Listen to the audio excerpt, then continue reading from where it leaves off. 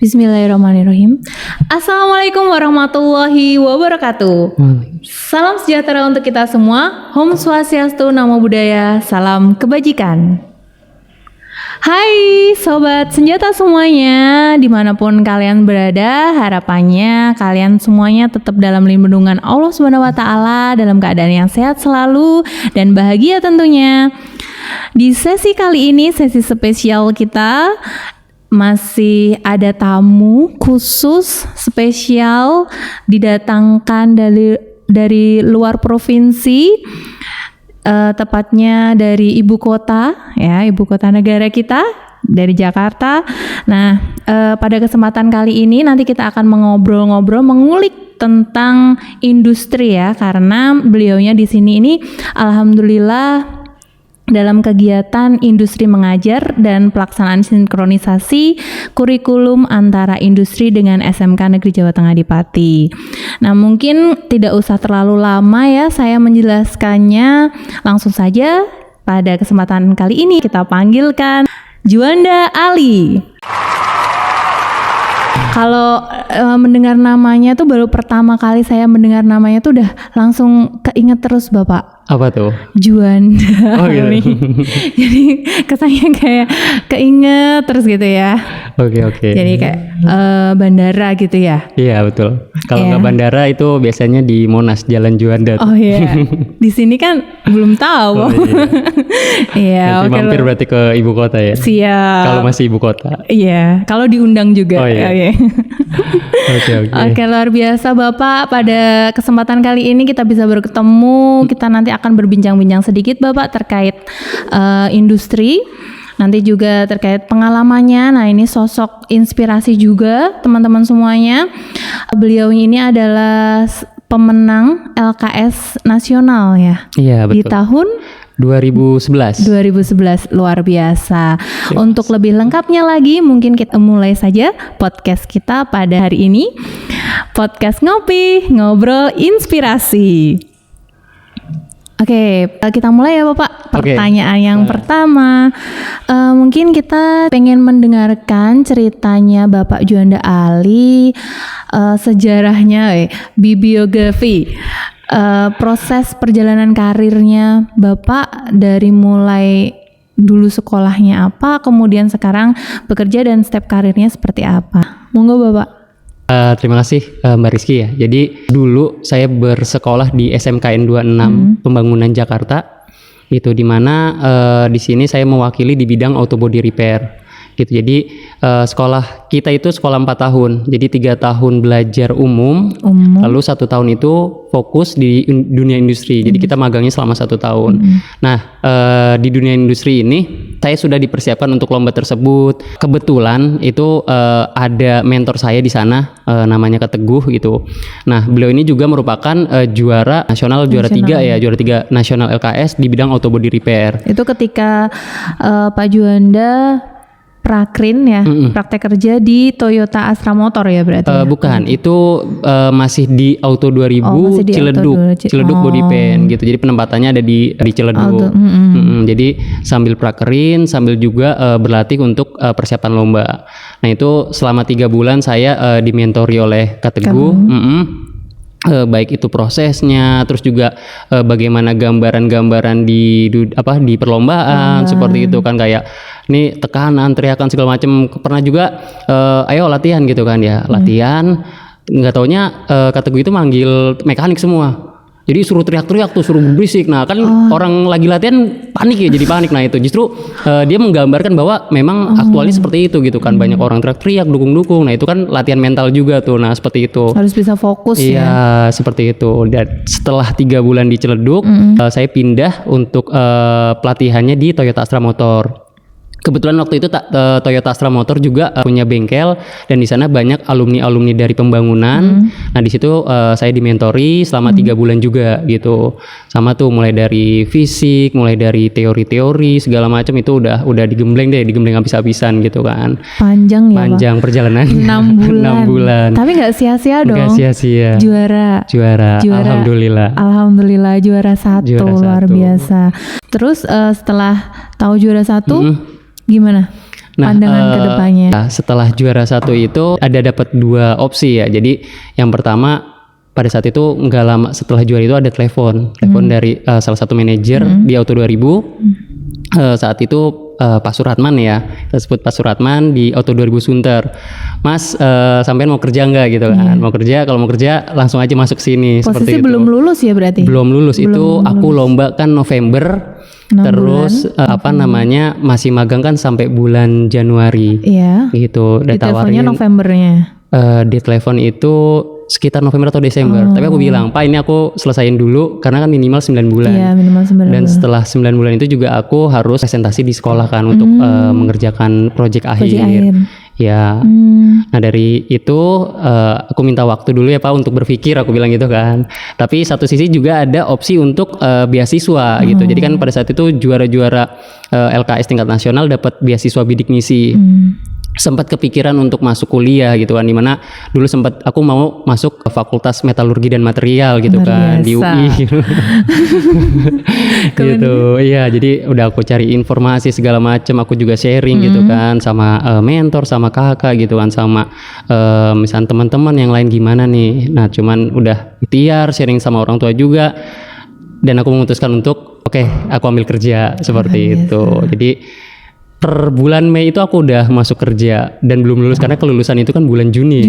Iya, jadi Mei itu aku udah kerja dan Juni baru itu gitu sih. Luar biasa, berarti bekerja sebelum lulus.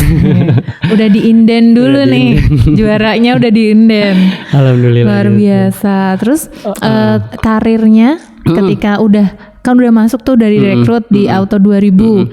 Terus karirnya gimana? Kaget atau gimana?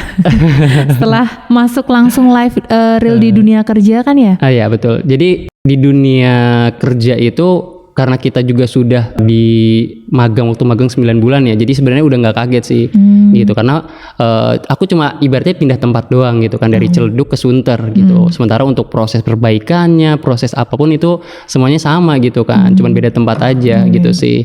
Dan mungkin fungsinya pada saat magang kan memang kita memperdalam teorinya ya, memperdalam prakteknya. Nah, ketika di sini juga kita sekarang lebih ke sebagai controllingnya gitu. Jadi di mana kita sudah tahu teori dan prakteknya, di sini kita mengontrol pekerjaannya seperti apa sih kayak gitu. Bener enggak sih seperti itu. Nah, sambil bekerja, jadi kalau perusahaan Jepang itu biasanya kan ada kaizen tuh. Nah, itu sambil ikut. Apa tuh kaizen ya? Kaizen itu diambil dari bahasa Jepang ya. Kai itu artinya change dan zen itu adalah continuous. Jadi kaizen itu adalah continuous improvement gitu. Jadi di mana perubahan ke arah yang lebih baik secara terus-menerus, secara kontinu seperti itu. Jadi ketika di bengkel, sebenarnya nggak di bengkel juga sih Mbak. Jadi dimanapun ya, di rumah, bahkan ya setelah semakin lama aku menggeluti kaizen itu, jadi udah jadi kayak ke bawah gitu kan. Jadi dimanapun, oh ini harusnya gini gitu. Jadi karena kita mempelajari gitu. Di kita tuh ada problem apa sih kayak gitu, ada problem apa, kita cari root cause-nya, kenapa, why kayak gitu, sampai bener-bener ujung root cause-nya ini. Nah, dari ujung akar masalah ini apa, kita cari solusinya, bener enggak. Nah, di Kaizen juga kayak contoh pekerjaan-pekerjaan yang repetitif, misalnya yang pemborosan itu kan juga kita kaji gitu kan. Jadi biar nggak ngulang-ngulang, kayak Mbak nih habis misalkan nginput data diulang lagi di sini kan jadi ribet. Nah, itu kita pikirin tuh, gimana ya cara supaya kerja kita jadi lebih cepat gitu, atau kerja kita jadi lebih baik. Nah, itu di situ sih. Jadi mungkin dari selama bekerja ya, berarti 9 tahunan itu ya full tetap terus berkaizen seperti itu sih. Luar biasa. Kaizen terus, sepertinya kalau kaizen itu nggak hanya diadopsi di perusahaan ya.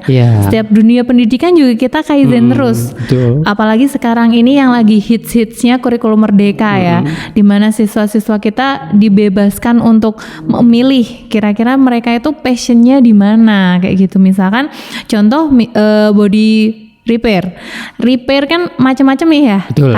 Misalkan ada paintingnya, mungkin ada pengelasannya atau macam-macamnya. Nah, itu kan kita sesuaikan dengan passionnya peserta didik kita masing-masing.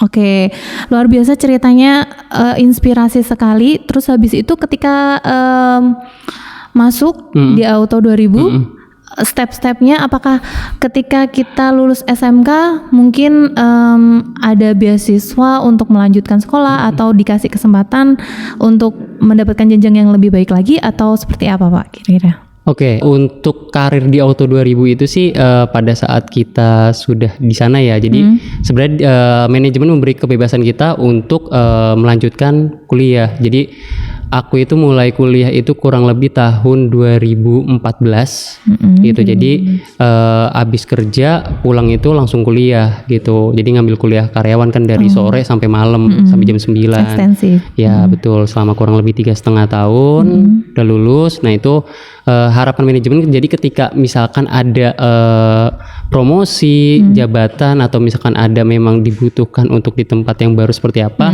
kita bisa mengisi peluang tersebut gitu. Jadi selain secara skill gitu, secara skill dan knowledge kita sudah penuh gitu kan, kita sudah merasakannya, tapi secara misalkan administrasinya kita juga sudah memenuhi kan, seperti itu. Jadi tidak ada maksudnya harus dikekang nih gitu sampai lembur terus enggak juga gitu sih. Manajemen bisa membebaskan kita seperti itu. Dan juga mungkin tidak di poin yang sama ya Pak. Maksudnya levelnya kan pasti tetap meningkat gitu ya. Iya, betul. Nah, apalagi kayak yang tadi Kaizen itu kan juga Auto 2000 itu secara kontinu setiap tahunnya mengadakan perlombaan, Mbak. Jadi perlombaan Kaizen namanya Inovasi 2000 gitu. Jadi baik di tingkat regional. Nanti kalau misalnya kita menang di tingkat regional, kita akan lolos ke tingkat nasional. Nah itu nanti akan ketemu Auto 2000 dari Sumatera, dari Kalimantan, gitu, dari Jawa Barat, Jawa Timur, Bali. Nah itu kita ketemu bareng-bareng gitu kan di suatu tempat gitu. Nah itu kita lomba bareng. Jadi cabang mana nih, inovasi apa, Kaizen apa yang dilakukan, kita bisa nyimak gitu kan. Jadi kita seperti itu ya, kayak gitu. Challenging banget ya berarti nanti, ya. Karena setelah misalkan kita menang lagi di level nasional, itu kita ada kesempatan untuk meningkat lomba di tingkat Astra gitu. Jadi yang tadinya masih Auto 2000, kita lomba di Astra itu ketemu sama Yuti, ketemu Pama, ketemu bener-bener anak korporatnya dari Astra kayak gitu. Nanti karena begitu Astra menang lagi, nanti akan dibawa ke tingkat Jardin gitu. Jardin itu salah satu penaruh saham tinggi juga ya di Astra gitu kan. Nah itu nanti akan ketemu perusahaan-perusahaan yang di bawah Jardin itu. Biasanya kontesnya itu di Thailand. Jadi ketemu perusahaan dari India, dari mana, dari Singapura. Nah itu kontes inovasi. Sudah pernah gitu sampai sana belum? Belum. Jadi alhamdulillah sudah sampai tingkat Astra. Sudah 2 kali di Astra untuk inovasi tentang bengkel Kaizen, dan juga 1 kali pernah terkait tentang security juga. Jadi inovasinya bukan cuma di bengkelnya, tapi di security pun kita melakukan Kaizen gitu. Nah itu diadu tuh security Astra gitu kan. Gitu sih. Kaizen terus ya berarti. Betul. Luar biasa. Berarti harus punya semangat yang tinggi ya. Betul. Untuk bisa Kaizen meningkatkan juga produktivitas industri juga. Betul. Luar biasa. Terus kita masuk ke harapannya Pak Juanda nih terkait lulusan teknik bodi otomotif yang sekarang. Itu kira-kira gimana sih seorang lulusan yang diinginkan atau yang bisa masuk di perusahaan Astra 2000 nih? Ini challenge juga untuk adik-adik semuanya, teman-teman kita semuanya di SMK, biar punya semangat, aku pasti bisa. Nah itu gimana nih? Mungkin gini ya, jadi seperti LKS atau perlombaan itu sih sebenarnya event yang memang tidak semua orang bisa dapatkan. Cuma untuk kita terjun di dunia industri menurutku adalah yang terpenting adalah bagaimana kita skill up gitu. Jadi ketika teman-teman lulus ketika teman-teman lulus sekolah ini, teman-teman tahu nih contoh, aku mau ngelamar kerja di mana nih gitu kan. Contoh di yang paling dekat di sini apa gitu kan. Nah dari situ di proses itu juga teman-teman harus tahu dirinya gitu kan. Masa kita cuma bisa untuk pengelasan atau kita cuma bisa pengecatan seperti itu. Nah itu harus bisa mau lagi belajar yang lain gitu. Kayak aku itu basic sebenarnya otomotif gitu kan. Tapi ketika misalkan waktu itu kebetulan itu memang suka juga sama editing. Jadi aku belajar seperti Photoshop atau video editing sendiri gitu kan. Itu gurunya cuma 3. beli buku, lihat YouTube, sama lihat Google. Luar biasa. Kayaknya tuh belum dunia milenial tapi udah memilenialkan diri sendiri.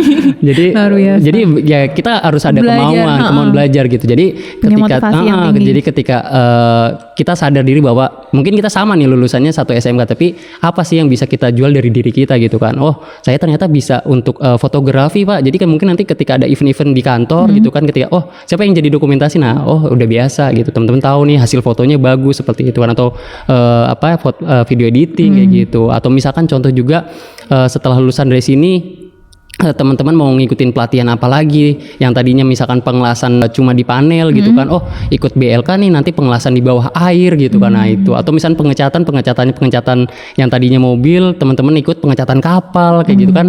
Sebenarnya masih luas gitu kan. Yang penting adalah kemauan dari kita untuk belajar, dan juga itu kita mumpung masih muda sih menurutku, karena waktu itu ya karena aku juga masih muda gitu kan, yang namanya masih muda yang punya banyak energinya kan. Jadi ya udah belajar, tengah malam masih belajar gitu. Tapi ya alhamdulillah gitu kan, proses tidak mengkhianati hasil. SKS ya. Gitu. Sistem kebut semalam. Iya. Gitu sih. Jadi bagaimana harapannya teman-teman bisa terus meningkatkan kompetensinya gitu. Tidak cuman secara hard skill, soft skillnya juga harus tetap ditingkatkan sih. Punya extra soft skill ya. Betul, itu sih. Yang bisa dijual. Iya, jadi ya udah gitu. Jadi ketika kita ngelamar pun kita pede. Kamu bisa apa gitu kan. Jadi ya udah, saya bisa ini, bisa itu gitu kan. Jadi percaya diri ya. Iya, berarti untuk meningkatkan percaya diri kita harus punya motivasi, dan kita juga harus sadar diri. Yes. Menyadari diri kita itu sebenarnya bisa apa sih gitu. Iya, gitu. Luar biasa, sadar diri dan motivasi yang tinggi untuk belajar. Tadi saran dari Pak Juanda. Terus mungkin yang terakhir strategi untuk bisa lolos dalam seleksi Auto 2000 tuh seperti apa sih? Nanti mungkin bisa dijelaskan secara singkat, mungkin untuk rekrutmennya seperti apa. Mungkin ada bulan-bulan khusus atau tanggal-tanggal khusus, atau setiap tahun ada rekrutmen atau seperti apa?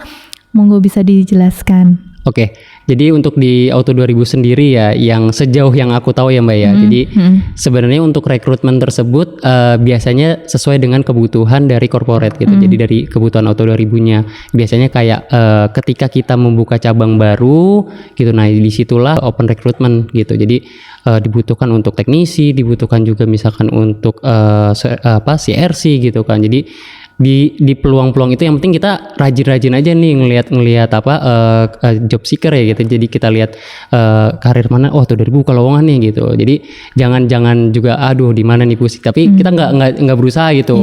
Gitu. Oh, di Auto 2000 lagi buka lowongan, nah kita bisa daftar. Mungkin ada web khusus untuk rekrutmennya mungkin. Jadi kalau ini juga sekalian saran gitu buat teman-teman, untuk web khususnya itu adalah buka aja auto2000.co.id, nanti ada bagian karir, atau enggak kalau yang paling gampang itu di Instagram Mbak. Jadi Instagramnya auto2000.karir itu official dari head office ya dari Auto 2000. Instagramnya auto2000.karir gitu. Iya, jadi di monitornya biasanya contoh ada lowongan untuk MT, ada lowongan untuk apa, nah itu di-share tuh biasa di Instagram juga gitu. Nah, sama teman-teman ketika misalkan kita sebagai pencari kerja gitu ya, jangan mudah diiming ada selamat gitu kan, lamaran Anda diterima, silakan datang ke sini. Nah, itu harus validasi sih. Jadi aku ngelamar di Auto 2000, masa panggilannya di ruko apa gitu. Atau kalau ketika teman-teman dapat hal-hal yang aneh, dipastiin lagi kita buka webnya, karena kan sekarang sebenarnya udah mudah ya gitu ya. Jadi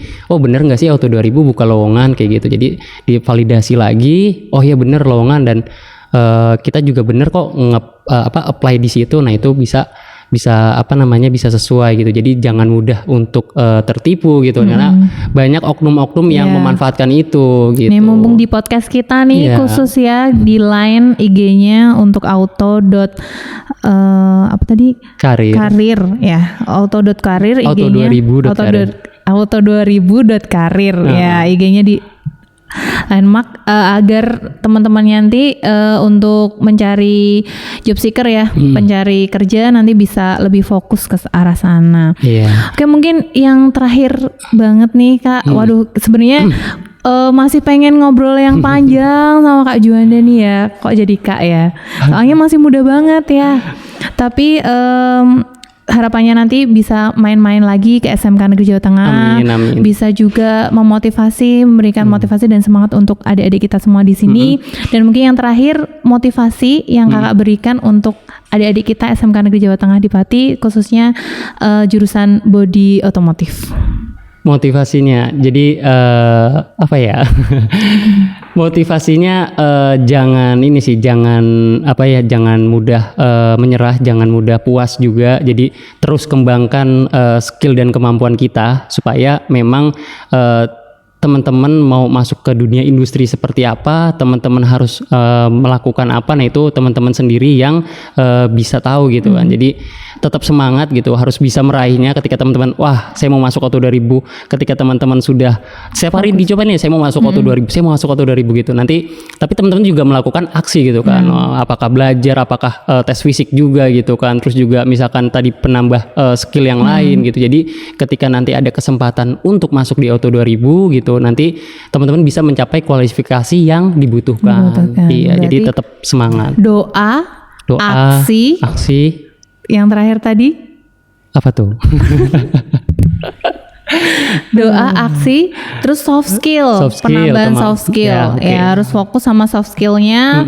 Jangan lupa berdoa, semoga aku masuk auto 2000, semoga aku masuk ke auto 2000. Doa terus, fokus sama doanya dan melakukan aksi. Oke, terima kasih banyak Pak Juanda Ali. Semoga ilmunya bermanfaat. Amin. Banyak orang juga menonton podcast kita juga ikut mendapatkan ilmu yang baru tentang teknik bodi otomotif, body repair dan lain sebagainya. Terima kasih Pak Juanda Ali. Sampai jumpa di kesempatan selanjutnya. Oke guys, mungkin itu yang bisa kita sampaikan. Sampai jumpa di podcast selanjutnya. Assalamualaikum warahmatullahi wabarakatuh. Waalaikumsalam warahmatullahi wabarakatuh.